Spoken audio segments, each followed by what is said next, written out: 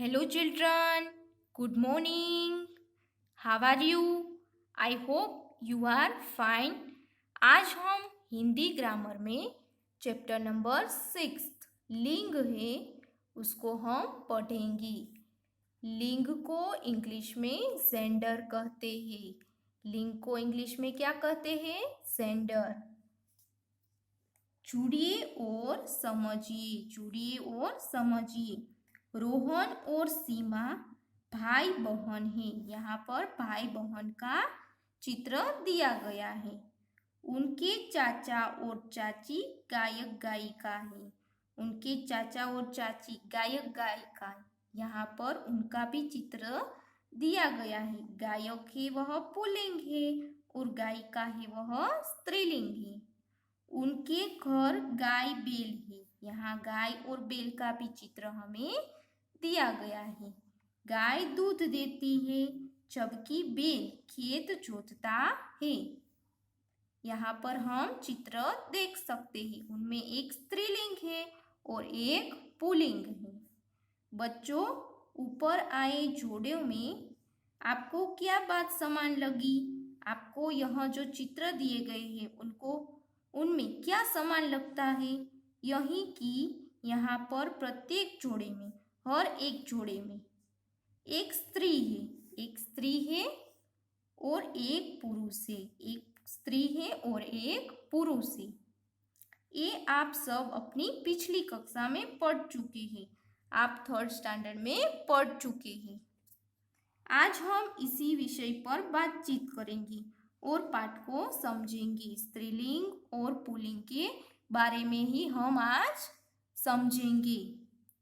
आइए देखें निधि के जन्मदिन पर क्या क्या हुआ। यहाँ पर जन्मदिन का जो चित्र है वह दिखाई दे रहा है।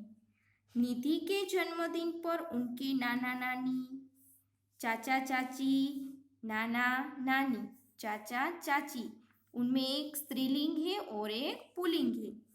भाई बहन सभी उपस्थित थे। निधि ने अपने माता पिता को प्रणाम किया। उसने पहले मोमबत्ती जलाई, फिर केक काटा और सबके साथ नृत्य भी किया। और सबके साथ क्या किया? नृत्य यानी कि डांस किया। यहाँ पर जो भी डार्क वर्ड दिए गए हैं वह स्त्रीलिंग और पुल्लिंग है। Page number 39।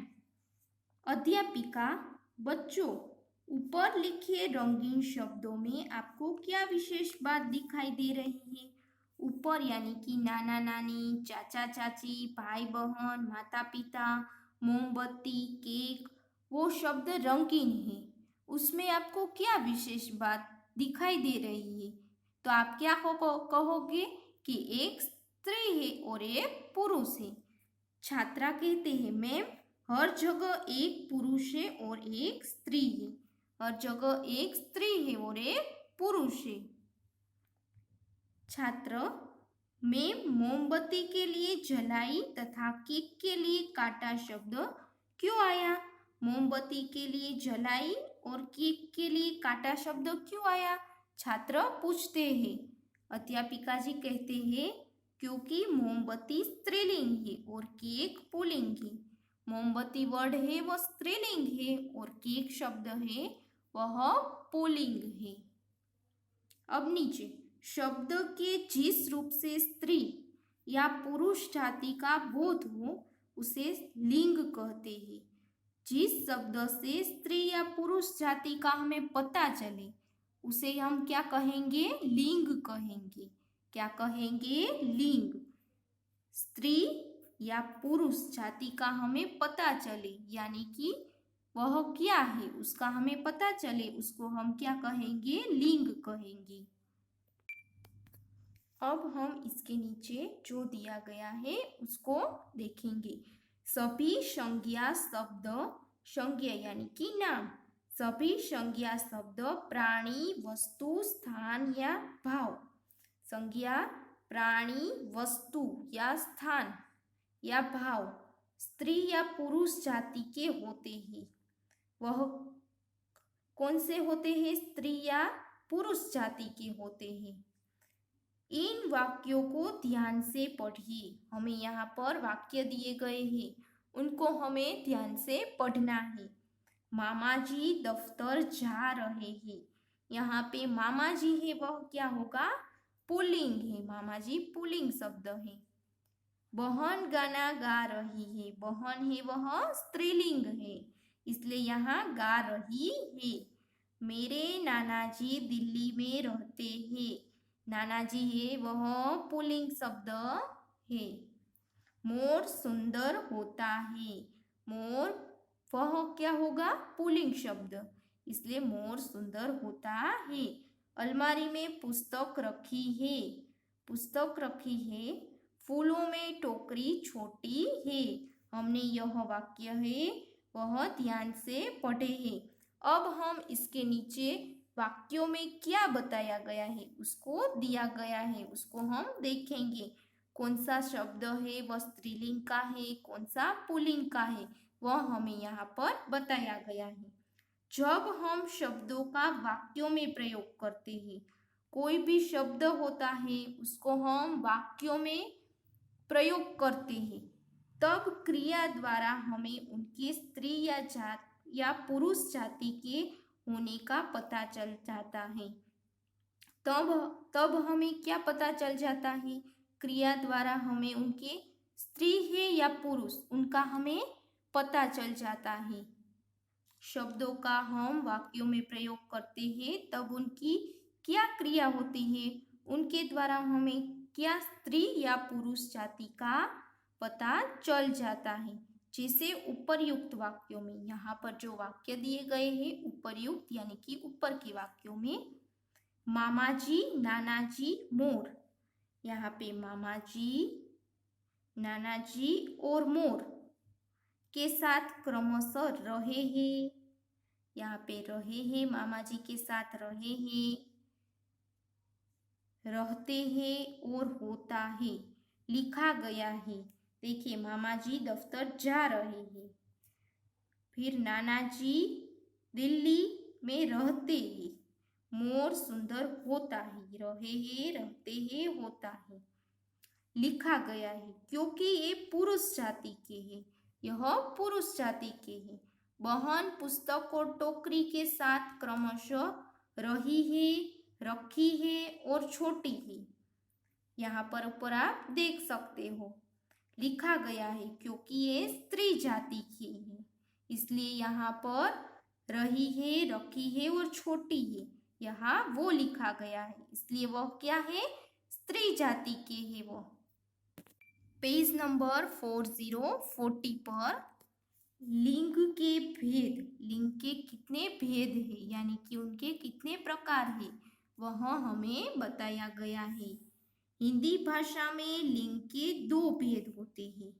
हिंदी भाषा में लिंग के 2 भेद है। कितने? 2। लिंग पुल्लिंग और स्त्रीलिंग, पुल्लिंग और स्त्रीलिंग। First one pulling. पुरुष जाति का बोध कराने वाले शब्द पुल्लिंग कहलाते हैं।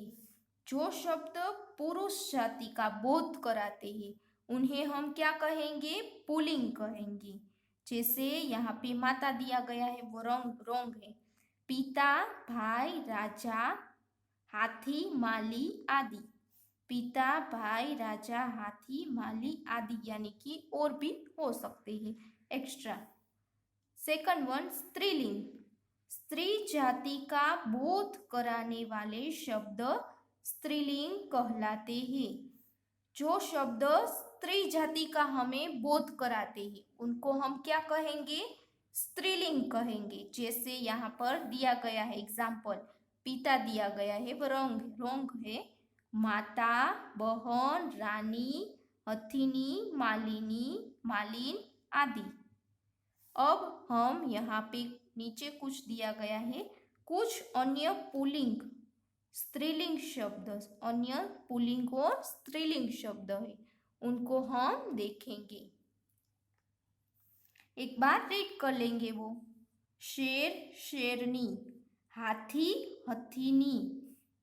लेखक है वह पुल्लिंग है और लेखिका स्त्रीलिंग, सेवक पुल्लिंग, सेविका स्त्रीलिंग, गायक गायिका, यहाँ पर हमें एग्जाम्पल दिए गए हैं।